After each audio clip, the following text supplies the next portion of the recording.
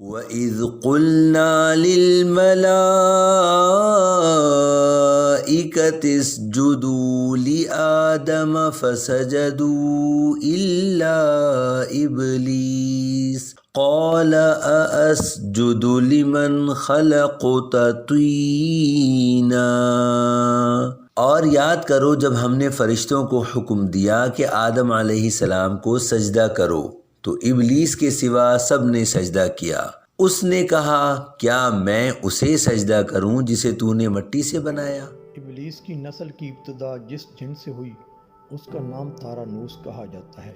تارانوس ابلیس سے 1,44,000 سال قبل دنیا پہ موجود تھا۔ تارانوس کی نسل تیزی سے بڑھی کیونکہ ان پر موت طاری نہیں ہوتی تھی، نہ بیماری لگتی تھی۔ البتہ یہ چونکہ آتشی مخلوق تھی تو سرکشی بدرجہ اتم موجود تھی۔ اس جنوں کی نسل کو پہلی موت فرشتوں کے ہاتھوں پیدائش کے 36,000 سال بعد آئی، جس کی وجہ سرکشی تھی۔ یہاں پہلی بار موت کی ابتدا ہوئی، اس سے پہلے موت نہیں ہوتی تھی۔ بعد میں چلپا نیس نامی ایک نیک جن کو جنات کی ہدایت کا ذمہ سونپا گیا اور وہی شاہ جنات قرار پائے۔ اس کے بعد ہاموس کو یہ ذمہ داری دی گئی۔ ہاموس کے دور میں ہی چلیپا اور تبلیس کی پیدائش ہوئی۔ یہ دونوں اپنے وقت کے بے حد بہادر جنات تھے اور ان کی قوم نے چلیپا کو شاشین کا لقب اس کے شیر کے جیسے سر کی وجہ سے دیا۔ ان دونوں جنات کی وجہ سے ساری قوم کہنے لگ گئی کہ ہمیں اس وقت تک کوئی نہیں ہرا سکتا جب تک شاشین اور تبلیس ہمارے درمیان موجود ہے۔ ان دونوں کی وجہ سے قوم کے جنات آسمان تک رسائی کرنے لگے اور تیسرے آسمان پر جا کر شرارت کراتے تھے۔ ایسے میں حکم الہی سے فرشتوں نے ان پر حملہ کیا اور عبرتناک شکست دی۔ اسی دوران جب اسرائیل علیہ السلام کو ابلیس نے دیکھا تو سجدہ میں گر گیا۔ ابلیس شروع سے ہی ایک نڈر اور ذہین بچہ تھا۔ اس میں باپ کی بہادری اور ماں کی مکاری کوٹ کوٹ کر بھری ہوئی تھی۔ اس نے ملائکہ کے ساتھ جا کر توبہ کا باقاعدہ اعلان کیا اور پھر فرشتوں سے فیض علم حاصل کرنے لگا۔ علم حاصل کرنے اور ریاضت کا یہ عالم تھا کہ پہلے آسمان پہ عابد، پھر دوسرے آسمان پر زاہد، تیسرے آسمان پر بلال، چوتھے آسمان پر والی، پانچویں آسمان پر تقی اور چھٹے آسمان پر قبازان کے نام سے مشہور ہوا۔ یہ وہ وقت تھا جب یہ فرشتوں کو تعلیم دیا کرتا تھا۔ ساتویں آسمان پہ ابلیس بقعہ نور میں رہا۔ ہفت افلاک کے سب ملائک کا معلم قرار دیا گیا۔ یہاں تک پہنچ کر ابلیس نے اپنی عاجزی اور ریاضت کی انتہا کر دی۔ کم و بیش ابلیس نے 14,000 سال عرش کا طواف کیا۔ یہاں اس نے فرشتوں میں استاد سردار عزازیل کے نام سے شہرت پائی۔ کم و بیش 30,000 سال مقربین فرشتوں کا استاد رہا۔ ابلیس کے درس و واعظ کی میعاد کم و بیش 20,000 سال ہے۔ فرشتوں کے ساتھ قیام کی مدت کم و بیش 80,000 سال ہے۔ ابلیس کو حکم ہوا کہ داروغہ جنت رضوان کی معاونت کرو اور اہل جنت فرشتوں کو اپنے علم و فضل سے بہرہور کرو۔ یوں ابلیس کو جنت میں داخلہ کا پروانہ مل گیا اور جنت میں بھی اپنے علم سے داروغہ جنت رضوان کو سیراب کیا اور یوں جنت رضوان کی کنجیاں ابلیس کے پاس رہیں۔ روایات کے مطابق ابلیس 40,000 سال تک یہ فرض خزانچی انجام دیتا رہا۔ یہی وہ مقام اعلیٰ ترین جنت رضوان ہی تھا اور جہاں ابلیس نے پہلی بار بادشاہت کے خواب دیکھنے شروع کیے اس وقت ابلیس کے پاس ہفت اقلیم، افلاک، جنت و دوزخ سب کا اختیار تھا اور اس نے چپے چپے پہ سجدے کیے تھے، مگر یہاں پہ ابلیس عاجزی سے پہلی بار بھٹکا اور اس کو بادشاہ بنانے اور رب بن جانے کے خواب دیکھنا شروع کیے۔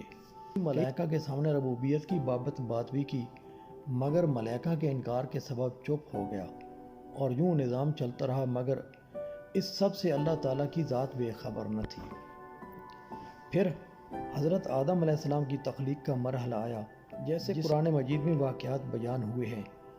ابلیس آدم علیہ السلام کو جز جز مرحلہ وار مختلف اقسام کی مٹی سے تخلیق ہوتا دیکھتا رہا اور چپ رہا، مگر جیسے ہی اسے یہ معلوم ہوا کہ یہ آدم علیہ السلام اللہ تعالیٰ کا نائب ہے، اس نے واویلا کیا، عبادات اور اطاعت کا واسطہ دیا، پھر طنز کیا کہ مجھ جتنی عبادت کس نے کی ہے، اور آدم علیہ السلام کو سجدہ کرنے سے انکار کر دیا۔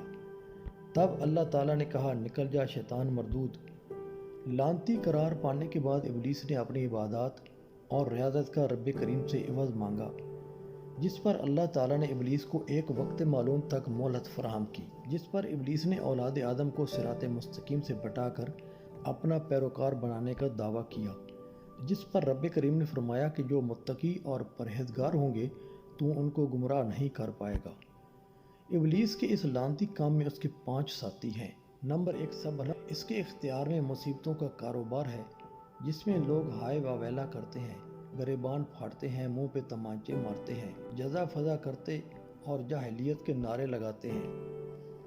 نمبر 2 اعور، یہ لوگوں کو بدی کا مرتکب کرتا ہے اور بدی کو لوگوں پر اچھا اور پسندیدہ کر کے دکھاتا ہے، برائی کی طرف لوگوں کو لانے کے لیے اسے دلکش اور مرغوب شکل دیتا ہے تاکہ اولاد آدم اس کا ارتکاب کر گزریں اور اللہ کو ناراض کر بیٹھیں۔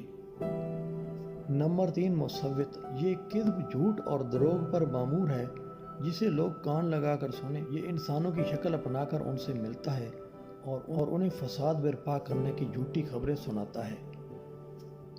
نمبر 4 داسم، یہ آدمی کے ساتھ گھر میں داخل ہوتا ہے اور گھر والوں کے عیب دکھاتا ہے اور آدمی کو گھر والوں پہ غضبناک کرتا ہے۔ اس کا کام گھریلو ناچاکی پیدا کرنا اور گھروں کو اجاڑنا ہے۔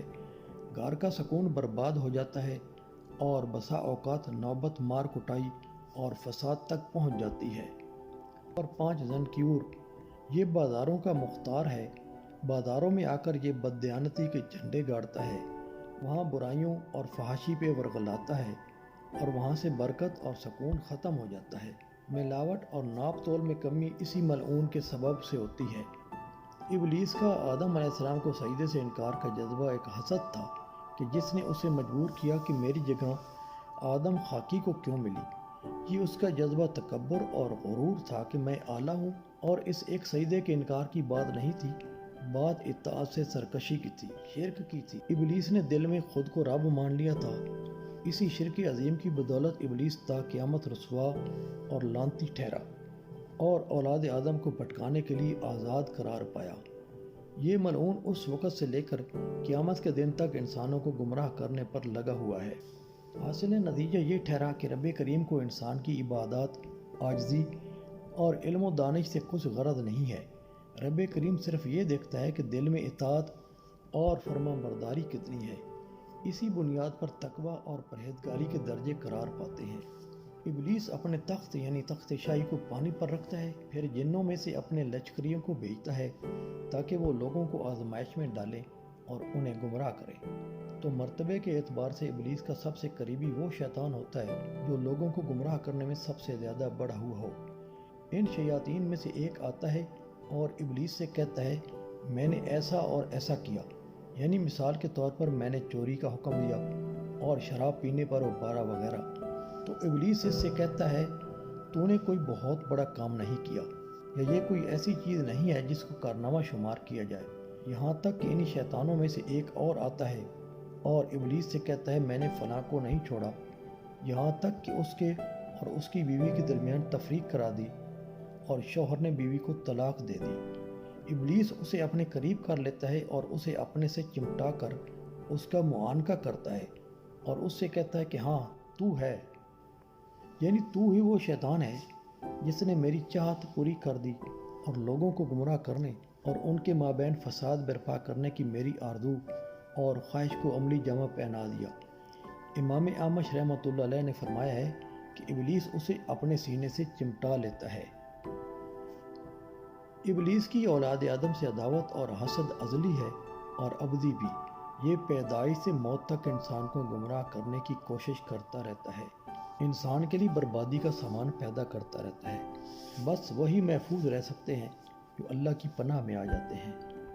لہذا ہر وقت ابلیس ملعون سے اللہ تعالیٰ کی پناہ مانگتے رہا کیجیے اور پوری ہمت اور طاقت کے ساتھ اس کے شر سے بچنے کی کوشش کرتے رہا کیجیے۔ اللہ ہم سب کو اس کے شر سے محفوظ رکھے، آمین۔